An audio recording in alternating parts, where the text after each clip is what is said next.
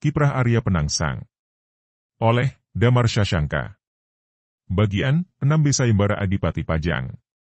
3 bulan kemudian, beberapa hari sebelum hari yang telah ditetapkan dalam surat undangan resmi, berdatanganlah para penguasa daerah yang ada di seluruh wilayah Kadipaten Pajang. Mereka datang berkelompok, tidak bersamaan, gelombang per gelombang. Tidak ada yang mencolok. Karena memang begitulah pesan yang dituliskan dalam surat undangan dari Sang Adipati. Dan pada hari yang ditetapkan, seluruh penguasa daerah telah berkumpul di Siti Hinggil Kadipaten. Lama waktu berselang, mereka semua menunggu kehadiran Sang Adipati di tempat itu. Beberapa saat kemudian, muncullah Adipati Adiwijaya diiringi Ki Mas Manca dan Kepala Pengawal Pasukan Khusus Ki Ageng Pamanahan dan Ki Juru Mertani, berikut beberapa prajurit Husaus yang mengawal. Di depan para penguasa daerah, Adipati Adiwijaya meminta Ki Mas Manca membacakan sayembara. Seusai sayembara dibaca, suasana mendadak hening. Tak ada yang berani bersuara.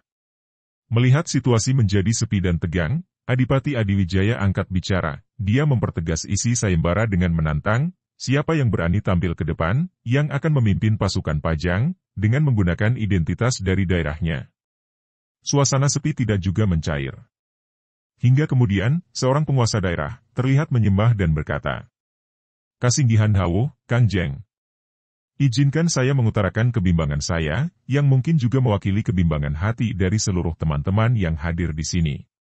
Kang Jeng, jika kami semua diperintahkan angkat senjata menggempur Jipang atas nama pasukan Pajang, sudah barang tentu, kami tidak akan banyak berpikir panjang, jiwa raga kami akan kami pasrahkan untuk itu.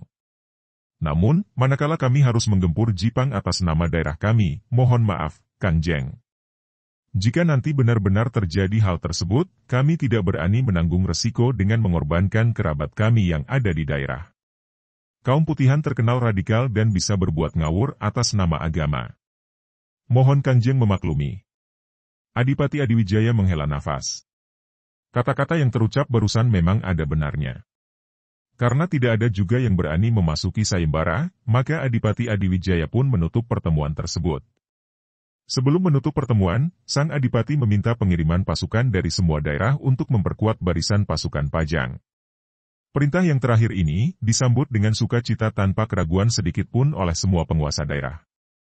Mendapati sayembara yang dipermaklumatkan tidak ada yang memasuki, maka hari itu juga, Adipati Adiwijaya mengutus Ki Ageng Pamanahan dan Ki Juru Mertani untuk menjalankan rencana lain yang pernah mereka tawarkan. Ki Ageng Pamanahan dan Ki Juru Mertani segera menjalankan perintah. Angkatan bersenjata Pajang segera mempersiapkan diri untuk menghadapi sebuah perang besar. Mereka dikoordinir di bawah pimpinan penuh Ki Ageng Pamanahan. Sembari menunggu bantuan pasukan dari daerah, Ki Ageng Pamanahan dan Ki Juru Mertani mematangkan rencana yang telah mereka buat sebelumnya. Atas saran Ki Juru Mertani, Ki Ageng Pamanahan diminta untuk menguasakan agar tombak pusaka Kiai Pleret bisa mereka pinjam. Karena hanya dengan tombak pusaka peninggalan Majapahit tersebut, kulit Arya Penangsang bisa dilukai. Hanya saja, tombak tersebut sedemikian berharga bagi Adipati Adiwijaya dan tidak akan mungkin dipinjamkan begitu saja kecuali kepada orang yang benar-benar dipercayai oleh Sang Adipati. Maka terpaksa, Ki Ageng Pamanahan, atas saran Ki Juru Mertani, meminta agar Danang Sutawijaya, putranya yang kini telah diambil anak angkat oleh Adipati Adiwijaya, diminta untuk ikut memperkuat barisan. Adipati Adiwijaya tidak paham atas permintaan ini, selain Danang Sutawijaya masih kecil, tidak ada kelebihan Danang Sutawijaya yang bisa dimanfaatkan untuk memperkuat barisan Pajang. Namun, dengan cerdiknya, Ki Ageng Pamanahan meyakinkan Adipati Adiwijaya, bahwa mengajak Danang Sutawijaya untuk memperkuat barisan Pajang adalah salah satu dari taktik yang hendak dijalankan. Pada akhirnya, Adipati Adiwijaya menyetujui. Bahkan manakala Ki Ageng Pamanahan memohon agar Danang Sutawijaya diperkenankan membawa tombak pusaka Kiai Pleret, Sang Adipati pun tidak bisa menolaknya. Setelah bantuan pasukan dari daerah telah sepenuhnya datang, maka pasukan segera berangkat. Tujuan awal adalah daerah Sela. Daerah asal Ki Ageng Pamanahan. Di sana, seluruh pasukan akan diatur sedemikian rupa. Sela menjadi pusat konsentrasi pasukan Pajang. Dan nanti, identitas seluruh pasukan akan berganti menjadi pasukan Sela. Akan dikabarkan bahwa pengikut Islam Abangan bergabung di Sela untuk memerangi Jipang Panolan di bawah pimpinan Ki Ageng Pamanahan, keturunan Ki Ageng Sela. Nama Pajang tidak sedikit pun dibawa-bawa. Pasukan segera berangkat berkelompok menuju Sela. Dengan berpakaian rakyat biasa serta menyembunyikan seluruh persenjataan di dalam bilah bambu, maka kelompok demi kelompok, secara terpisah-pisah waktu, agar supaya tidak mencolok dan menimbulkan kecurigaan, berangkatlah seluruh pasukan Pajang. Pergerakan pasukan ini benar-benar tersamarkan. Susul-menyusul rapih dan teratur. Dan pada akhirnya, beribu-ribu pasukan pun kini telah berkumpul di Sela. Rencana segera dimatangkan di Sela. Seluruh pasukan mengenakan tanda khusus yang disematkan di baju mereka. Dengan pakaian rakyat biasa, layaknya para gerilyawan Majapahit, pasukan Pajang yang kini mengaku diri mereka sebagai pasukan Sela, telah siap untuk bertempur. Pada hari yang telah ditentukan, menjelang malam hari, pasukan pun bergerak.